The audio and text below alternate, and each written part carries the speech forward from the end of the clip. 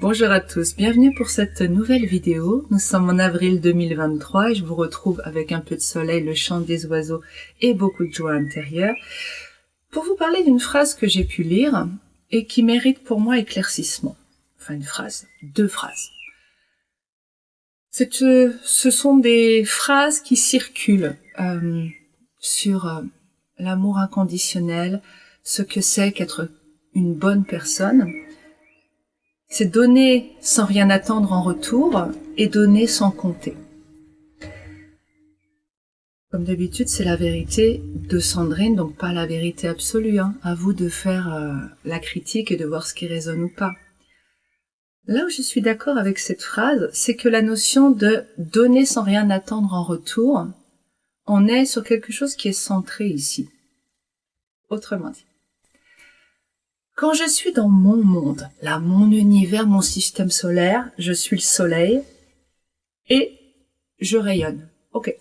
Je suis centré sur moi, dans mon univers, et je ne m'occupe pas des systèmes solaires à côté. Maintenant, s'il y a des gens qui s'approchent de moi, ils reçoivent mon rayonnement.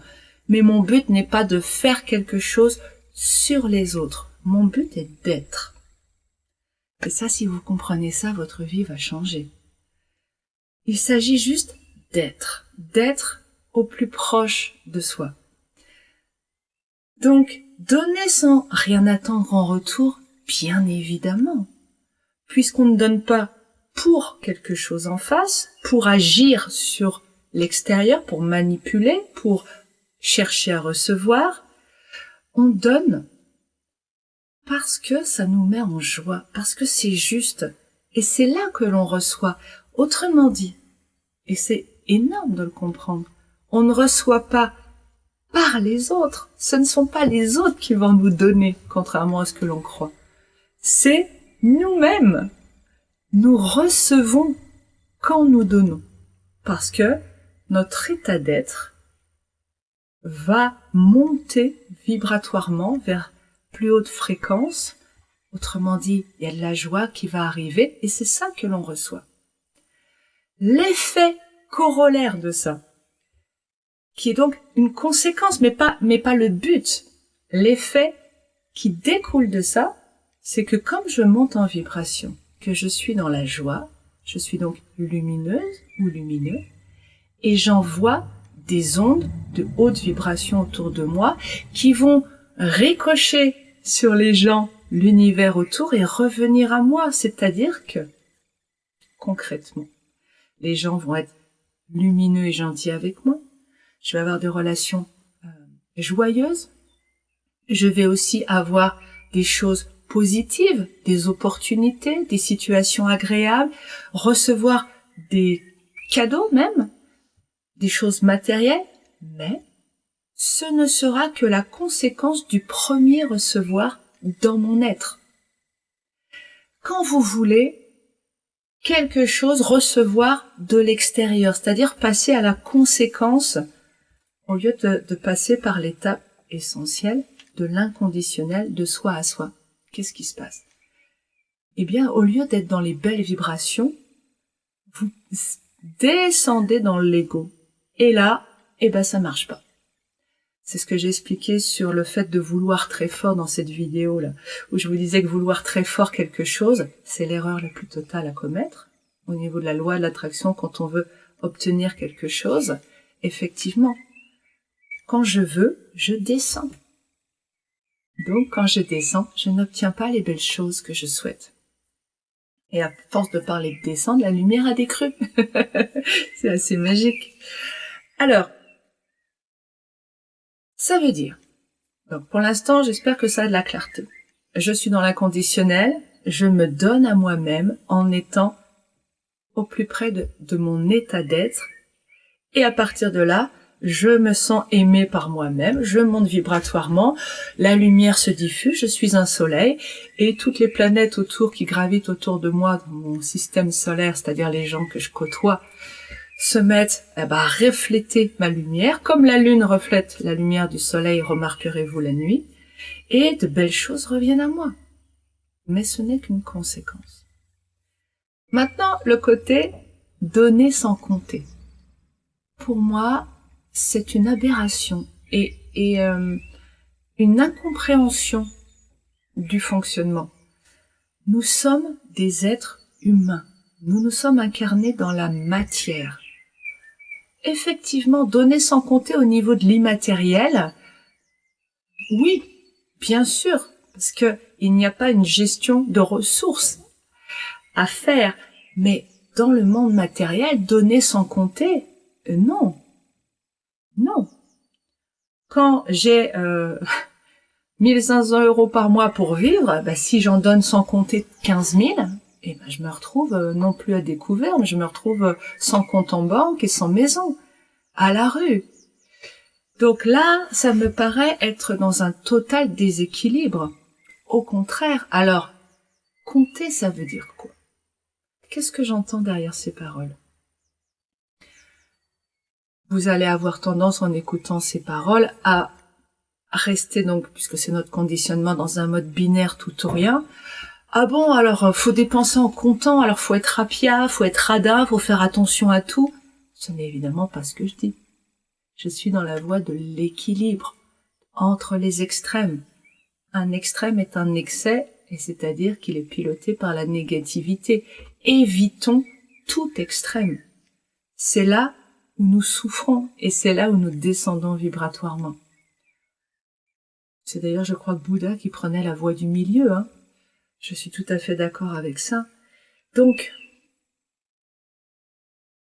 il s'agit de gérer nos ressources matérielles, énergétiques, avec équilibre.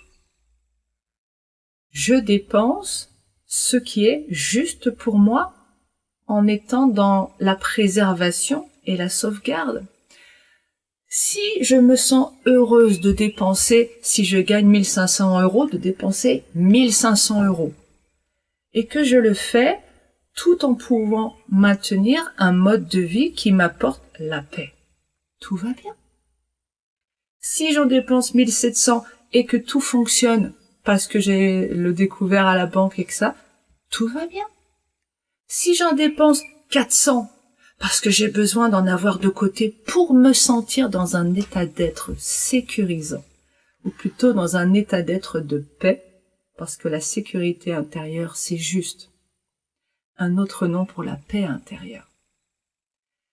Notre paix intérieure a parfois besoin de s'appuyer, je vais y revenir juste après, besoin de s'appuyer sur le monde matériel, car nous avons des croyances qui nous disent que si je n'ai pas d'appui dans le monde matériel, je suis en danger. Donc nous avons parfois ce fonctionnement-là qui n'est ni bien ni mal, c'est juste lié à nos croyances, à notre endoctrinement, à notre façon de vivre, à notre vécu, à ce que nous avons pu entendre dans notre famille, dans notre société. Donc, pour certains d'entre nous, il y a besoin d'avoir une assise matérielle suffisamment confortable, parce que tout est là, pour que notre mental se sente en paix. Aucune façon de faire dans les trois que je vous ai décrites, que je dépense 400, 1500 ou 1700, aucune n'est bonne ni mauvaise. Ce sont juste des couleurs ou des sons différents pour ceux qui sont mélomanes, des chansons différentes. Tout est ok. L'important, c'est pas comment, c'est qu'est-ce que ça me permet d'obtenir comme état d'être ici. Quand votre état d'être est en paix, ça veut dire que vous n'avez plus besoin de choses matérielles à l'extérieur de vous. Vous n'avez plus besoin, si je reprends l'histoire de ce rayon, de ce soleil qui rayonne, vous êtes dans votre inconditionnel. Vous êtes soleil et vous vous occupez de vos oignons. Et vos oignons, c'est juste votre état d'être.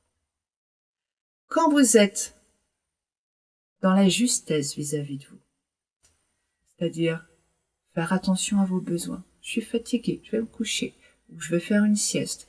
Je sens que j'ai besoin de me défouler, je vais faire une activité physique, je mange en conscience, etc. Quand votre corps, votre être intérieur se sent entendu, aimer, besoin de rien d'autre. Mais attention, toujours dans un mode binaire, vous allez avoir probablement la tentation de dire « Ah bon, bah alors le reste on s'en fout ». Non, on ne s'en fout pas. C'est toujours l'équilibre. Nous avons besoin d'équilibre entre, puisque nous sommes dans la matière, hein, nous sommes incarnés, donc d'équilibre entre cette spiritualité quelque part, mais c'est juste la conscience que je suis. Et cet état d'être est la seule chose qui ait de l'importance en réalité. Et je vis, et inclusif, et non pas ce qu'on a appris de l'un ou l'autre. Et je vis dans un monde matériel dans lequel il y a besoin d'équilibrer ce qui rentre et ce qui sort. Quand, je vais dire autrement ce que je viens de dire, quand vous prendrez suffisamment soin de vous, vous n'aurez plus besoin de vouloir quelque chose sur le monde extérieur. Quand vous serez suffisamment dans l'amour de vous-même, peu importe l'extérieur. Et néanmoins, et c'est ça qui peut-être est compliqué à comprendre, c'est que plus je suis dans un état d'être, d'amour, d'attention envers moi-même, d'attention, plus ça va rejaillir dans la matière. Autrement dit, plus je m'occupe de moi, plus je reçois. Alors que c'est l'inverse que l'on a appris. On a appris que c'était mal et égoïste de s'occuper de soi. Je termine sur cette notion de mal égoïste de s'occuper de soi, parce que c'est encore un amalgame, c'est encore une incompréhension, ça. Un malentendu. S'occuper de soi, dans notre conditionnement, c'est ou bien ou mal. Donc c'est ou moi ou l'autre. Il n'y a pas de « et » dans notre conditionnement. Il y a un gagnant ou un perdant. Enfin, et un perdant, mais c'est l'idée qu'on peut pas être gagnant et gagnant. Alors que dans la réalité, bien sûr que si. Et donc, quand je m'occupe de moi, dans notre conditionnement, on croit que l'autre n'existe plus, que je deviens un ennemi de l'autre, parce que c'est moi contre les autres. Mais ça, c'est ce que l'on a appris. Or, le changement de paradigme et le passage à d'autres dimensions, la 5D en particulier, la 4 et la 5, c'est vraiment l'idée de prendre conscience que nous ne pouvons pas être coupés des autres. Il n'y a pas moi et les autres, puisque tout le monde dans lequel je vis est en réalité la manifestation de ce que je suis. C'est ce que nous explique la physique quantique en particulier. L'observateur crée l'expérience. Brièvement, mais je voudrais le poser, quand nous observons le champ d'énergie quantique, vous savez donc il y a des particules subatomiques qui vibrent et qui se trouvent un peu partout. C'est un nuage de probabilité. Donc on ne sait pas où est la particule. À partir du moment où un observateur regarde la particule, elle va se stabiliser à un endroit précis. C'est ce qu'on appelle l'effondrement de la fonction d'onde. Autrement dit, à un niveau, si j'extrapole à un niveau plus général, mais la physique quantique extrapole à ce niveau-là, quand j'observe quelque chose, tout d'un coup la réalité prend forme. Si je n'observe pas, il n'y a qu'un univers de potentialité. Donc nous créons tous la réalité autour de nous. C'est en cela que nous sommes à 100% créateurs et responsables de notre monde. Créateurs mais pas coupables. Créateurs, responsables. Donc nous créons notre expérience. Et ce n'est pas parce que je suis le créateur plein d'amour de mon expérience que je me rentranche de quoi que ce soit, puisque c'est moi qui crée les autres. Non mais attends Sandrine, tu vas un peu loin. Oui, je vais un peu loin parce qu'on est dans la physique. C'est un peu compliqué à comprendre, parce que c'est vraiment de la physique là. Mais on peut dire qu'en fait, si vous préférez, alors je ne crée pas les êtres humains autour de moi, mais je crée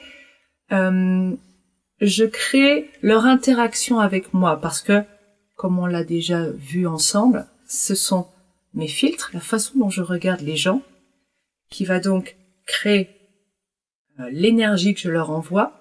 Je vais le résumer comme ça aujourd'hui. Et à partir de là, quand eux reçoivent un certain type d'énergie, ils vont résonner avec et me renvoyer à peu près la même. D'où l'explication au début de ce rayon de soleil qui va se refléter sur les autres. Si vous êtes chargé de nuages et de tonnerre, vous retrouverez la même chose qui va vous revenir de chez les autres. Hein. Donc, en ce sens, nous sommes totalement créateurs de notre monde. C'est mal d'être égoïste et de ne penser qu'à soi. Alors ce n'est ni bien ni mal dans la réalité. Dans notre conditionnement, oui, on a tous appris ça. Mais dans la réalité, il n'y a pas là-haut, il n'y a pas dans l'univers une loi qui dit tu as le droit de faire ça et t'as pas le droit de faire ça. Tu fais, puis tu vois ce qui se passe. C'est culturel, la notion de bien et de mal. Donc dans la réalité, penser uniquement à soi, quelles conséquences ça a quand j'oublie que je suis créateur, c'est-à-dire connecté à tout ce qui m'entoure, puisque j'en suis créateur. Je suis le projecteur qui envoie de la lumière et qui permet de voir ce qu'il y a en face. Si je coupe la lumière, on voit plus rien. Donc il n'y a plus de monde, il n'y a plus rien qui existe. C'est parce que j'envoie ce faisceau de lumière autour de moi que les choses prennent vie quelque part, même si elles continuent à exister en mon absence. Mais tout d'un coup, l'univers prend vie pour moi parce que je le regarde. Quand je crois que c'est mal d'être égoïste, c'est-à-dire c'est mal de penser qu'à soi, qu'est-ce qui se passe, succinctement? Il se passe que je me sens quelqu'un de mauvais. Quand je reste dans le conditionnement, hein, bien sûr, j'ai l'impression d'être quelqu'un de mauvais, alors qu'au début de cette vidéo, je suis au contraire dans l'amour, mais c'est quand je ne suis pas conditionnée. Là, quand je parle de mon conditionnement, oh, c'est mal, je suis quelqu'un d'égoïste. Quand je pense que c'est mal, qu'est-ce qui se passe? Et vous allez découvrir ça souvent dans vos croyances, vous allez vous isoler des autres. Parce que la punition, qu'est-ce qu'on fait pour punir dans notre société? On isole, on met au coin, on met en prison, on coupe des autres. Alors en réalité, c'est pas possible. Mais psychologiquement, on se coupe. Remarquez que quand vous croyez que c'est mal de penser à soi, vous vous coupez des autres.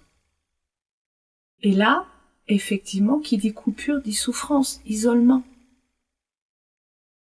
Alors que quand vous arrêtez de croire que c'est mal, quand vous ne mettez pas de jugement de valeur, que vous êtes juste en train de penser à vous et d'être dans la joie et la beauté et la lumière, vous rayonnez autour de vous, il n'y a pas de coupure.